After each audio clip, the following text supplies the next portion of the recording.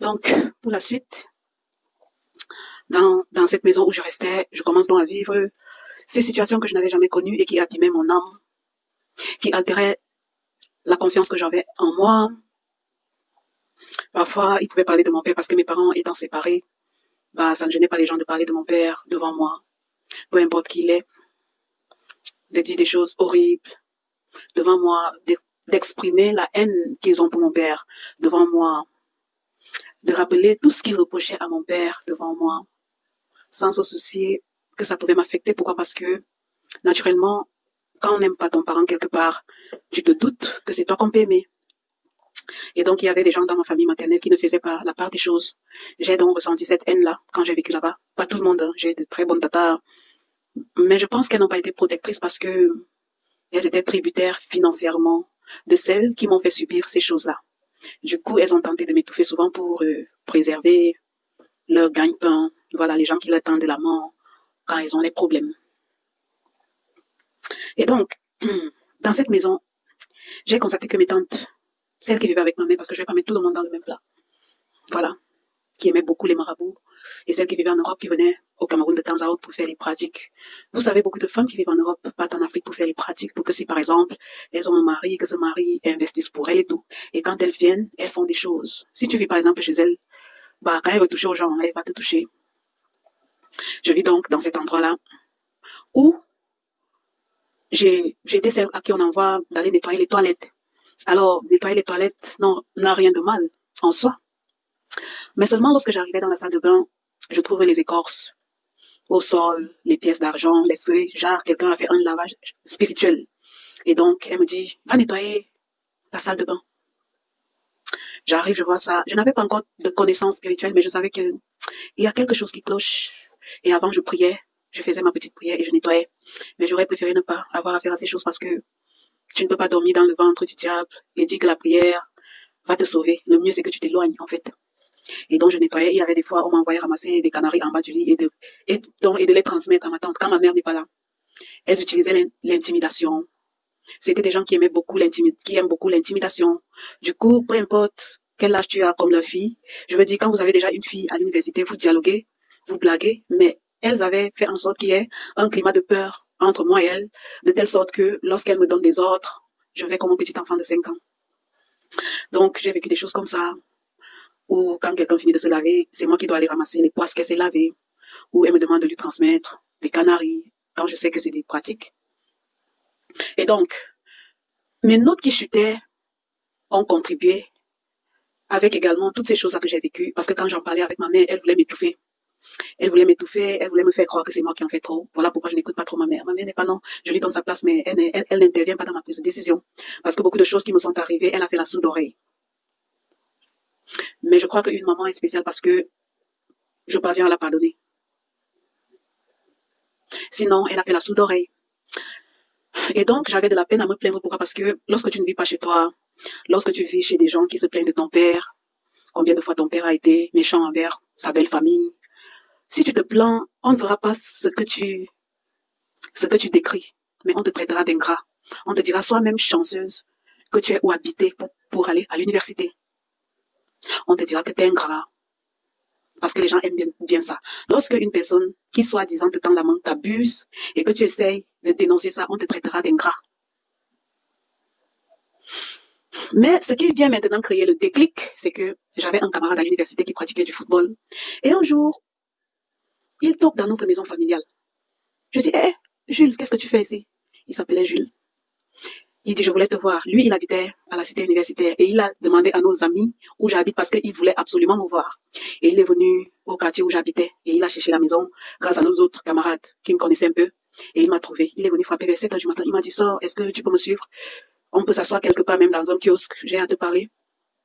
Quand je vais avec lui, il me dit, tu sais, je suis footballeur. Et donc, le monde du football est ce qu'il est. J'ai un prêtre exorciste parce que il va falloir que je progresse dans le football et que je me trouve un club à l'étranger. Et donc, j'ai fait un rêve sur toi. Je ne sais pas pourquoi je t'ai vu dans mon rêve. J'ai rêvé que 2 femmes t'ont attaché, qu'elles t'ont lavé et qu'elles ont pris cette eau pour se laver. Et quand j'ai expliqué ça à mon prêtre exorciste, il m'a demandé de te chercher à tout prix pour te demander de quitter où tu vis. Après, il me dit, est-ce que tu es encore chaste? Je dis oui. Il dit, bah, mon prêtre me l'a également dit. Il m'a dit que tu es encore chargé. Et les gens d'où tu vis, chaque fois qu'elles partent chez des marabouts, on leur dit, si vous voulez faire ceci, faites ça. Il y a une fille, il y a quelqu'un chez vous qui a encore tout, hein. Prenez un peu. C'est votre fille, mais prenez un peu. Elle a encore tout, elle a encore tout. Il me dit que son prêtre lui a dit ça. Qu'il y a même des plans pour vraiment te ravir. Il a fini de me dire ça. Je suis venue, j'ai dit ça à ma mère qui a fait comme si c'est moi qui suis. Ah, toi aussi. Je ne t'ai pas élevé comme ça. Comment tu deviens là comme ça? Et donc, quelques jours après, ma mère voyage pour le village. Et ma tante qui vit en Europe était là avec sa sœur, qui vivait avec moi à la maison parce que mon grand-père est polygame. Et ces femmes et ma mère ne sont pas même mères. Elles sont juste même père. Mes deux tantes qui voulaient me faire ça. Quand ma mère voyage pour le village, sa petite sœur qui venait de l'Europe me dit, c'est à ton âge que les petites filles trouvent leur vie. Il faut que je t'amène te laver. Tu comprends? Il faut que je t'amène te laver. Dès qu'elle a fini de me dire ça, elle était venue de l'Europe avec une de ses copines. Je ne sais pas ce qui a piqué cette femme-là. Quand ma tante est partie, elle a dit, n'accepte jamais que mon ami te touche. N'accepte jamais que mon ami te touche parce que ta mère est déjà comme leur boniche. Toi qui es sa seule fille. Quelqu'un a cet enfant, tu es la seule fille. Vraiment, j'ai pitié de ta maman parce que quand je vois la vie qu'elle mène, et je connais mes amis, et je ne vais pas entendre ça un jour, sache seulement que cette personne et moi, nous sommes des amis. N'accepte jamais qu'elle te touche. Dis à maman que si elle peut, elle va te louer la chambre. Quitte d'ici. La propre amie de ma tante. Je ne sais pas si elle venait de l'Europe avec elle ou bien elle était, je crois qu'elle vivait au Cameroun et c'est elle qui l'accompagnait souvent dans ses voyages de pratique. Voilà, elle vivait au Cameroun, elle s'appelait Rosette. Elle est décédée à ce jour. Elle a dit ça. Et c'est ça qui m'a fait quitter la maison. Je me suis débrouillée pour trouver de l'argent et dès que j'ai eu un peu d'argent, j'ai cherché une chambre bon prix, 10 000 et j'ai payé un an, je suis partie. Oui, je veux noter ici que quand cette tata me dit ça, j'ai pas déménagé directement parce que j'ai pris un temps pour réunir de l'argent. J'ai frappé partout, les tontons, papa paternel, dès qu'on m'envoie 30 000, je garde. Et donc, après, je me suis trouvé une chambre bon marché, dans une université vraiment délabrée. Mais avant donc que je ne parte habiter là-bas, le temps que j'ai mis à la maison, en attendant de déménager, quand ma tante a constaté qu'elle ne peut pas faire de moi ce qu'elle veut, parce que ses propositions, elle disait qu'elle veut voyager avec moi pour aller me laver parce que je ne dois pas rater entraînement, que les vraies mamans cherchent la vie pour leur fille. Moi qui n'avais aucun problème, moi qui n'avais jamais connu d'homme. Elle me dit ça et quand elle se rend compte que c'est le refus, elle commence donc elle est devenue très agressive avec moi. Et c'était de chez elle. Du coup, j'étais devenue amorphe. Petit à petit, je perdais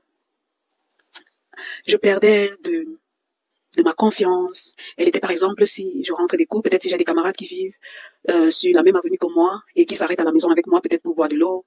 Voilà, si j'entre avec mes camarades à la maison, elle va m'humilier devant mes camarades. La guenon, c'est ça tout. Hein, madame la guenon, tu es au cours. La guenon de la brousse. Elle m'appelait comme ça devant mes camarades. Et ce jour-là, quand mes camarades sont sortis, ils m'ont dit, mais c'est quel genre d'endroit où tu vis comme ça? Tu es sûr? Donc, c'était des choses comme ça. Elles ont voulu commencer à m'accuser de vol dans la maison. Je me rappelle, elles cherchaient 200 000 francs. Et un jour, on m'appelait dans la chambre. Ma mère n'était toujours pas là. Elles m'ont fait asseoir pour me dire qu'on cherche 200 000 francs. Est-ce que c'est toi? Et c'était une maison truffée des gens. Parce que sachez que les gens qui pratiquent aiment beaucoup héberger les gens. Parce qu'ils ont besoin d'énergie pour faire leurs choses. Quand ma mère est rentrée, je lui ai dit, ma mère a fait asseoir ses sœurs. Elle a dit, je connais l'éducation de mes enfants. Mes enfants ne volent pas. Ne me traumatisez pas l'enfant. Donc c'était ça. Et donc, je vivais ces choses-là, les humiliations. Si mon petit téléphone sonnait, elle me l'arrachait pour décrocher. C'est qui? Tu appelles Mireille, pourquoi? Donc elle faisait des rituels d'humiliation sur moi devant les gens pour me détruire psychologiquement. Dieu seul sait, malgré le degré de ma guérison, comment j'ai le macabre de cette femme-là. Malheureusement, je sais que le pardon libère, mais au lieu de vivre dans la haine, c'est des gens que j'ai jetés de ma mémoire. Mais je ne peux pas dire que je les ai déjà pardonnés. Je ne peux pas encore dire ça, sans risque de me tromper. Voilà. Donc, c'était devenu comme ça. Et quand j'ai eu de l'argent, celle de l'Europe était déjà rentrée. J'ai payé mes choses petit à petit. Je gardais chez mes camarades, la cagasse, matelas. Et quand la prochaine rentrée était proche, bah, j'ai dit à ma mère, je m'en vais. J'étais remontée comme un cocon que je suis même partie sans dire au revoir à ma tante qui avait la maison, qui hébergeait ma mère. Et quand elle est rentrée du boulot, quand elle est rentrée ce jour, elle dit, mais Mireille, elle n'est pas rentrée de l'école. Ma mère lui a dit, Mireille n'est plus là, elle est partie habiter à l'université. Elle dit à ma mère, elle est partie habiter en fac, bon. Elle compte sur quoi? Donc, comme elle connaissait la situation de mes parents, et que ma mère leur tendait la main pour s'en sortir, donc, je compte sur quoi? Elle dit à ma mère, qu'elle parte seulement pour de bon. J'espère, je ne vais pas entendre un jour qu'on m'appelle pour résoudre des problèmes. Voilà. Parce que quand on n'a pas les moyens, on se contente de ce que la vie peut nous offrir. C'est ce qu'elle a dit à ma mère. Et quand je suis partie, bah, j'étais un peu devenue la cible des attaques parce que lorsque tu fuis les gens qui voulaient t'utiliser, tu deviens comme un paria pour ces gens. Ils disent, genre, tu as refusé qu'on te touche, bien, on va voir là où toi-même tu vas réussir. On va voir là où toi-même tu vas réussir. Donc j'ai été jeune, mais j'ai subi des choses. Je vous ferai une vidéo de comment côtoyer ce monde-là, que ce soit cette maison-là ou alors cet ami, comment côtoyer ces manipulateurs spirituels, comment ça a affecté ma vie. Je vais vous dire comment tout ça a affecté ma vie. Shalom, que Dieu vous protège.